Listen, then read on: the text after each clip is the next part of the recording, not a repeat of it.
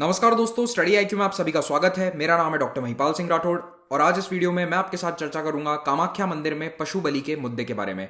कुछ ही दिनों में नवरात्र या दुर्गा पूजा शुरू होने वाली है और इस समय में कामाख्या मंदिर में पशुओं की बलि दी जाती है। यह मुद्दा न केवल कामाख्या मंदिर बल्कि देश के कई अन्य राज्यों में दूसरे मंदिरों में भी रेलेवेंट है। इसको लेकर समय समय पर कोर्ट में केसेस भी होते रहे हैं, तो उन सभी केसेस के बारे में भी मैं आपको बताऊंगा।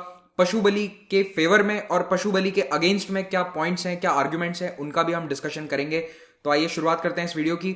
अगर आप मुझसे सोशल मीडिया पर जुड़ना चाहते हैं तो मुझे ट्विटर, फेसबुक, इंस्टाग्राम पर इस आईडी पर फॉलो कर सकते हैं। मेरे सभी लेक्चर्स के पीडीएफ आपको इस टेलीग्राम चैनल पर मिल जाएंगे। Name is same, Mahipal Rathore नाम से आपको टेलीग्राम में सर्च करना है। अगर आप यूपीएससी एग्जाम की तैयारी करना चाहते हैं तो स्टडी आईक्यू आईएएस एस्पिरेंट्स के लिए एक स्मार्ट कोर्स लेकर आया है। इस कोर्स में आपको न केवल वीडियो लेक्चर्स बल्कि अन्य कई एडिशनल फीचर्स मिलेंगे। ज्यादा जानकारी के लिए आप हमारी ऐप डाउनलोड कीजिए from the Google play store और इस कोर्स को आप वहां पर अवेल कर सकते हैं। कोविड-19 महामारी के कारण देश भर के मंदिर बंद थे। उसी क्रम में कामाख्या मंदिर को भी मार्च में बंद कर दिया गया था दर्शनार्थियों के लिए, लेकिन अब कई महीनों के लॉकडाउन के बाद इस मंदिर को अब फिर से खोला गया है। 12 अक्टूबर से यहां पर दर्शनार्थी जाकर दर्शन कर सकते हैं और कुछ ही दिनों में दुर्गा पूजा स्टार्ट होने वाली है। नवरात्रि, जिसे भारत के कई हिस्सों में कहते हैं, नवरात्र शुरू होने वाला है। तो ये काफी इंपॉर्टेंट टाइम है कामाख्या मंदिर के लिए। तो ये मंदिर कहां पर स्थित है, इसका एक बेसिक आइडिया भी आपको होना चाहिए। यहां पर एक बहुत इंपॉर्टेंट मेला भी लगता है, उसके बारे में भी मैं आपको बताऊंगा। तो कामाख्या मंदिर जो है ये स्थित है असम की राजधानी गुवाहाटी शहर में। गुवाहाटी में नीलांचल हिल्स नाम का एक एरिया है, थोड़ा सा हिली एरिया है, ब्रह्मपुत्र नदी के दक्षिणी तट पर स्थित है। वहां पर यह मंदिर स्थित है। एक बहुत बड़ा कॉम्प्लेक्स है, इट्स अ टेम्पल कॉम्प्लेक्स, जिनमें से एक मंदिर, प्राइमरी मंदिर है कामाख्या देवी का, और उसके अलावा भी बहुत सारे मंदिर हैं इस प्रांगण में या फिर इस पूरे कॉम्प्लेक्स में। कामाख्या देवी का मंदिर हिंदू धर्म की 51 शक्ति पीठ में सबसे प्रमुख माना जाता है। It is one of the most important and one of the oldest शक्ति पीठ। तो ये हिंदू धर्म की एक बहुत इंपॉर्टेंट रिलीजियस साइट है।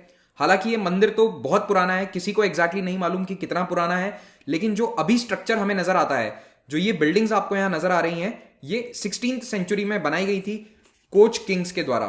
जो कोच डायनेस्टी थी उसके राजाओं ने ये करंट स्ट्रक्चर मंदिर का बनाया और उसके बाद का इतिहास जो है वो हमें इस स्ट्रक्चर में दिख जाता है।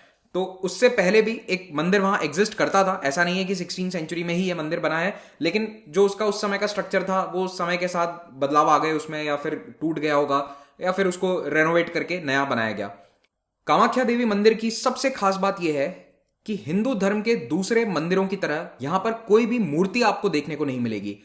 अगर आप कामाख्या देवी मंदिर में जाएंगे तो वहां का जो इनर सैंक्टम है, या फिर जिसे हम गर्भगृह कहते हैं, वो पहली बात तो जमीन के नीचे स्थित है। आपको नीचे उतर कर जाना पड़ता है और उसमें जमीन के कुछ फीट नीचे वहां पर केवल एक पत्थर है, एक रॉक है, जिसमें एक योनि के शेप का फिशर है, यानी कि एक चट्टान है जिसमें जो फीमेल रिप्रोडक्टिव ऑर्गन है उसके जैसा शेप बना हुआ है और उसी की पूजा करी जाती है। वहां पर एक नेचुरल स्प्रिंग भी है जिसमें हमेशा पानी आता रहता है वहां से, और इसी की पूजा होती है और वहां पर कोई भी मूर्ति नहीं है। यह फैक्ट बहुत ही इंपॉर्टेंट है।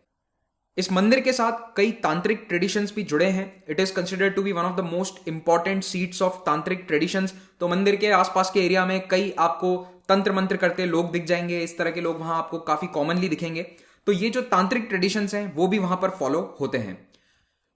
इस मंदिर में एक सालाना मेला लगता है जिसे कहते हैं अंबुबाची मेला। ये पूर्व का महाकुंभ कहा जाता है, महाकुंभ ऑफ द ईस्ट। 4 दिन का ये मेला है, जून महीने में हर साल ऑर्गेनाइज होता है और 4 दिनों का सिग्निफिकेंस ये है कि कामाख्या देवी का जो एनुअल मेंस्ट्रुएशन है ये उसको दर्शाता है। यानी ये माना जाता है कि 4 दिन के लिए देवी रजस्वला हैं और उन 4 दिनों में मंदिर को बंद रखा जाता है। कोई भी दर्शनार्थी अंदर नहीं जा सकता और बाहर मेला लगता है जहां पर देश भर से लाखों डिवोटीज आते हैं। एक एवरेज आपको फिगर बता रहा हूं कि 5 से 20 लाख के बीच में लोग यहां पर आते हैं इन 4 दिनों में, which is a big number. 5 to 20 lakh devotees हर साल। और इस समय यहां पर मेले के समय ऑब्वियसली जब इतने लोग आएंगे तो इकोनॉमी को बहुत बूस्ट मिलता है। और साथ ही साथ इस अंबुबाची मेले का एक इंपॉर्टेंस ये है कि इसके कारण, इस सेलिब्रेशन के कारण असम राज्य में आप देखेंगे कि मेंस्ट्रुएशन से जुड़े हुए टैबूज भारत के अन्य हिस्सों से बहुत ही कम है। इनफैक्ट असम में मेंस्ट्रुएशन को एक पॉजिटिव वे में लिया जाता है। उसका बहुत बड़ा रीजन एक अंबुबाची मेला भी है। अब बात करते हैं एनिमल सैक्रिफाइस के बारे में। तो कामाख्या देवी मंदिर में एक एनिमल सेक्रीफाइस का ट्रेडिशन है। जानवरों की बलि चढ़ाई जाती है, कई प्रकार के जानवरों की बलि चढ़ाई जाती है, जैसे कि चिड़िया, भैंस, गोट्स, पिजन, कबूतर, डक्स। उसमें भी दुर्गा पूजा के समय में ये बलि बहुत बड़ी संख्या में चढ़ाई जाती है। खास करके जो आखिरी 4 दिन होते हैं दुर्गा पूजा के, उस समय बहुत सारे भैंस की बलि चढ़ाई जाती है। अब वो लोग आते हैं वहां पर, भैंस खरीदते हैं या जानवर खरीदते हैं बाहर मार्केट से, और फिर उसे मंदिर प्रांगण के आसपास बलि चढ़ाया जाता है। और इसको लेकर एनिमल राइट्स ऑर्गेनाइजेशंस कई सालों से इस मुद्दे को उठा रहे हैं, जैसे कि पेटा है या फिर और भी बहुत सारे ऑर्गेनाइजेशंस हैं। कुछ इनफैक्ट असम के सेलिब्रिटीज हैं, जैसे जुबिन गर्ग जो बहुत फेमस सिंगर एक्टर हैं। 2 साल पहले उन्होंने भी पब्लिकली इस बात को कहा था कि एनिमल सैक्रिफाइस बंद होना चाहिए कामाख्या देवी मंदिर में। तो कई लोग इस मुद्दे को उठाते हैं कि ये जानवरों की बलि नहीं होनी चाहिए, लेकिन कामाख्या देवी मंदिर में अभी तक इस तरह का कोई बैन नहीं है, कोई रोक नहीं है सरकार की तरफ से, और एनिमल सैक्रिफाइस जारी है। पशु बलि के फेवर में कई लोग बोलते हैं, उनके क्या आर्गुमेंट्स है वो मैं आपको बताता हूं। सबसे पहला आर्गुमेंट है कि ये एक सालों पुराना ट्रेडिशन है, it is centuries old tradition. किसी को मालूम भी नहीं है एग्जैक्टली कितना पुराना, maybe thousands of years old. दूसरा, जो जानवर वहां पर सैक्रिफाइस किए जाते हैं वो वहीं आसपास से खरीदे जाते हैं, तो उससे लोकल इकोनॉमी सस्टेन रहती है। जो एक मार्केट है पूरा, गोट मार्केट या फिर एनिमल्स जो भी खरीदने का मार्केट है, वो पूरा उससे चल रहा है, उस पर कई लोग निर्भर हैं। तीसरा पॉइंट, जो भी सैक्रिफाइस होता है, पशु बलि होती है, उसके बाद ऐसा नहीं है कि मीट को फेंक देते हैं। वो मीट मंदिर में ही जो दूसरे डिवोटीज हैं उनके बीच में बांट दिया जाता है, या फिर ज्यादातर आसपास के जो गरीब परिवार हैं उनमें ये प्रसाद के रूप में बांटा जाता है। और ये प्रसाद पर बहुत सारे परिवार डिपेंडेंट हैं, क्योंकि इंडिया में प्रोटीन की बहुत कमी है डाइट में लोगों के, और ये जो मीट है ये एक इंपॉर्टेंट प्रोटीन सोर्स का काम करता है। अब यहां पर देखो, ये भी आर्गुमेंट हो सकता है कि प्रोटीन के अन्य बहुत सारे सोर्स हैं, लेकिन जो ये गरीब परिवार हैं इनके लिए शायद और प्रोटीन सोर्स अवेलेबल नहीं है, या फिर उतने किफायती नहीं है उनके लिए। तो उन्हें जब ये प्रसाद के रूप में फ्री प्रोटीन सोर्स मिल रहा है तो डेफिनेटली वो इसे क्यों ना लें। इसके अलावा गुवाहाटी शहर के पास में जो हिली एरियाज हैं वहां पे बहुत सारे ट्राइबल्स रहते हैं, और इन ट्राइबल फैमिलीज को भी इन्फॉर्म कर दिया जाता है, स्पेशली आफ्टर दुर्गा पूजा जब बहुत सारा सैक्रिफाइस होता है तो वो भी इस मीट को लेकर जाते हैं और खुशी खुशी लेकर जाते हैं। अगला आर्ग्यूमेंट है कि मंदिर में आने वाले डिवोटीज के लिए एनिमल सैक्रिफाइस कोई कंपलसरी नहीं है, ये पूरी तरह से वॉलंटरी है, और ज्यादातर लोग किसी प्रकार की बलि नहीं चढ़ाते। आप देख रहे हैं कि लाखों लोग वहां पर आते हैं, लेकिन ऐसा नहीं है कि रोज वहां पर लाखों जानवर बलि चढ़ाए जा रहे हैं, ऐसा नहीं होता है। केवल कुछ परसेंटेज लोग हैं जो आकर एनिमल सैक्रिफाइस करते हैं, सभी नहीं करते।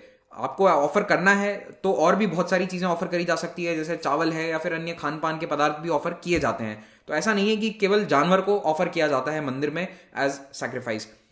फाइनल और सबसे कंपेलिंग आर्ग्यूमेंट मेरे अनुसार यह है कि जब बाहर भारत में कहीं पर भी मीट शॉप्स और स्लॉटर हाउसेस पर पाबंदी नहीं है, यानी कि पर्सनल कंजम्पशन के लिए मीट खाना अलाउड है, तो फिर मंदिर में एनिमल अगर सैक्रिफाइस हो रहा है तो उस पर क्यों बैन लगाया जा रहा है? अल्टीमेटली तो जानवर मर ही रहा है, चाहे वो मीट शॉप में या स्लॉटर हाउस में मरे या फिर मंदिर के प्रांगण में, मरना तो उस जानवर को है।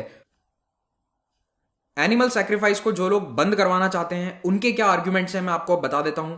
सबसे पहला और सबसे कंपेलिंग आर्ग्यूमेंट है मेरे अनुसार कि क्यों हम जानवरों को अननेसेसरी पेन और सफरिंग दे रहे हैं। जो जानवर अपनी जबान बोल भी नहीं पाता है, कुछ बता भी नहीं पाता है दर्द अपना, उसको हम मार रहे हैं। उसको डेफिनेटली दर्द तो होता ही होगा, कोई भी बिना पेन के नहीं मरता है। तो क्यों हम जानवरों को इस तरह से ट्रीट कर रहे हैं? अगर हम इंसान हैं, अगर हमें ह्यूमनिज्म के ट्रेट्स हैं, हमें ह्यूमनिज्म है, तो हमें जानवरों के प्रति प्यार और सहिष्णुता दिखाना जरूरी है। Love and compassion for animals is a must. एक और पॉइंट यह है कि ट्रेडिशंस, कल्चर ये समय के साथ बदलते हैं। ऐसा नहीं है कि कोई भी चीज पत्थर में लिखी गई है। समय के साथ बहुत सारे ट्रेडिशंस में बदलाव आया है। किसी समय में सती प्रथा चलती थी, किसी समय बाल विवाह होते थे, लेकिन जैसे जैसे लोग आगे बढ़ रहे हैं, समझ बढ़ रही है लोगों में, तो पुराने ट्रेडिशंस को चेंज किया गया है। तो ये ट्रेडिशन भी शायद अब समय आ गया है कि इसे बदला जाए। अगर हम संविधान की नजर से देखें तो हमारे कॉन्स्टिट्यूशन में फ्रीडम ऑफ रिलीजन दिया गया है, लेकिन उसमें कई रिस्ट्रिक्शंस हैं। किस प्रकार के रिस्ट्रिक्शन है कि freedom of religion is subject to the rigours of public order, morality and health. तो यहां पर कहीं ना कहीं हेल्थ वाला इशू है, मोरालिटी का इशू है, आ रहा है। इतने सारे एनिमल स्लॉटर होते हैं तो डेफिनेटली हाइजीन का, हेल्थ का इशू भी आता है, और मोरालिटी का भी यहां पर एक मुद्दा उठता है कि क्या ये मॉरल है या नहीं। तो इसकी नजर से अगर हम देखें तो भी ये गलत है। आखिरी आर्ग्यूमेंट ये है कि भारत के ज्यादातर मंदिरों में किसी प्रकार की बलि नहीं चढ़ाई जाती है। अब मैं ये नहीं कह रहा हूं कि भारत में कहीं पर भी पशु बलि नहीं होती है।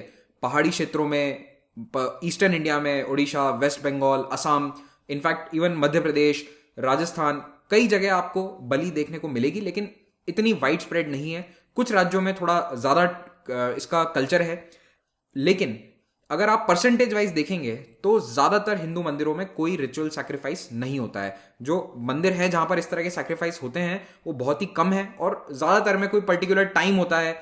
जैसे कि हिमाचल प्रदेश के मंदिरों में ये होता था कि सर्दी आने से पहले बलि चढ़ाई जाती थी ताकि देवी देवता खुश रहें, सर्दी में ज़्यादा नुकसान ना हो। इस तरह के कई ट्रेडिशंस थे। कहीं पर दुर्गा पूजा है, कहीं पर कोई और फेस्टिवल है जहां पर ये सैक्रिफाइसेस होते हैं, लेकिन आज भी ज़्यादातर हिंदू मंदिरों में ज़्यादातर दिन कोई भी रिचुअल सैक्रिफाइस नहीं होता है। तो ये आर्ग्यूमेंट्स हैं अगेंस्ट द एनिमल सैक्रिफाइस। अब मैं बात करता हूं कि कानून क्या कहता है। तो भारत में एक कानून बना था 1960 में, prevention of cruelty to animals act. इस कानून में यह लिखा है कि जानवर को आप तड़पा नहीं सकते, लेकिन यह कहीं नहीं लिखा कि जानवर को मार नहीं सकते।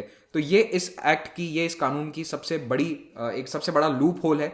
और इसमें ये शब्द लिखे गए हैं, saving as respects manner of killing prescribed by religion, nothing contained in this act shall render it an offence to kill an animal in a manner required by the religion of any community. यानी कि अगर किसी धर्म में ये कहा गया है कि आप जानवर को मारें तो फिर वो इलीगल नहीं होगा। ये कानून, ये वाला एक्ट रिलीजियस रिचुअल सैक्रिफाइस को नहीं रोकता है। तो prevention of cruelty to animals act 1960 में धर्म के लिए जानवरों को बलिदान देना, सैक्रिफाइस देना इलीगल नहीं है। ओके, ये याद रखिएगा। लेकिन समय समय पर भारत में राज्यों की सरकारों ने या फिर राज्यों के हाईकोर्ट्स ने अपने राज्य में एनिमल सैक्रिफाइस को बैन किया है। तो केरल ने 1968 में कानून बनाया था, Kerala animal and bird sacrifices prohibition act. 2014 में हिमाचल प्रदेश के हाईकोर्ट ने जानवरों की बलि पर रोक लगा दी मंदिरों में। 2019 में त्रिपुरा हाईकोर्ट ने त्रिपुरेश्वरी मंदिर में बैन कर दिया एनिमल सैक्रिफाइस को। तो ये एग्जैक्टली एक साल पहले का मुद्दा है, उस वक्त काफी न्यूज में भी रहा था, और उस समय ऐसा लग रहा था कि शायद कामाख्या मंदिर में भी ये बैन हो सकता है, असम की सरकार या हाईकोर्ट बैन कर दे, लेकिन ऐसा कुछ हुआ नहीं। कामाख्या मंदिर में बलि अभी भी लीगल है और चल रही थी, लास्ट ईयर भी हुई थी। केरल सरकार का जो कानून है 1968 का, उसको कुछ लोगों ने केरल हाईकोर्ट में चैलेंज किया था। उन्होंने ये चैलेंज किया, बाय द वे वो भी शाक्त ट्रेडिशंस में बिलीव करने वाले लोग थे, यानी कि अगेन शक्तिपीठ में मानने वाले लोग। उन्होंने उनके अनुसार शक्तिपीठ में सैक्रिफाइस देना जरूरी होता है। तो उन्होंने इस 1968 के कानून को केरल हाईकोर्ट में चैलेंज किया।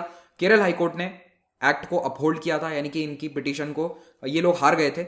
अब इन्होंने सुप्रीम कोर्ट में अपील करी है, यानी कि केरल हाईकोर्ट के फैसले के खिलाफ सुप्रीम कोर्ट ये मामला पहुंचा है। और सुप्रीम कोर्ट ने क्या किया कि केरल, हिमाचल और त्रिपुरा तीनों हाईकोर्ट्स के निर्णय को क्लब टुगेदर कर दिया। अब इन पर फैसला जब भी आएगा सुप्रीम कोर्ट का, एक साथ आएगा, क्योंकि हिमाचल के हाईकोर्ट और त्रिपुरा हाईकोर्ट के जो फैसले थे उनको भी वहां की सरकारों ने चैलेंज किया था, और कुछ अन्य लोगों ने भी चैलेंज किया था। तो ये जो सारे अब पिटिशंस हैं ये एक साथ बंच टुगेदर कर दिए गए हैं, और अब इन पर एक साथ फैसला आएगा। आने वाले कुछ महीनों में आप कोई बड़ा फैसला देख सकते हैं। और यहां पर मैं आपको ये बताना चाहता हूं कि जो केरल से जिन लोगों ने चैलेंज किया है, उनका ये मानना है, उन पिटिशनर्स का ये मानना है कि केरल वाला कानून अनकॉन्स्टिट्यूशनल है, क्योंकि वो केवल हिंदू कम्युनिटी को सिंगल आउट करता है। क्रिश्चियंस और मुस्लिम्स को रिलीजियस सैक्रिफाइस करने के लिए कोई बैन नहीं है उसमें, it is only applicable for Hindu community. तो ये उनका एक मेजर आर्ग्यूमेंट है उस कानून के खिलाफ। तो अब देखते हैं कि क्या ये कानून अपहोल्ड होता है सुप्रीम कोर्ट में भी, या फिर सुप्रीम कोर्ट एनिमल सैक्रिफाइस को बैन करता है। या आने वाले कुछ महीनों में हमें पता चल जाएगा। Thank you very much for watching this, have a great day.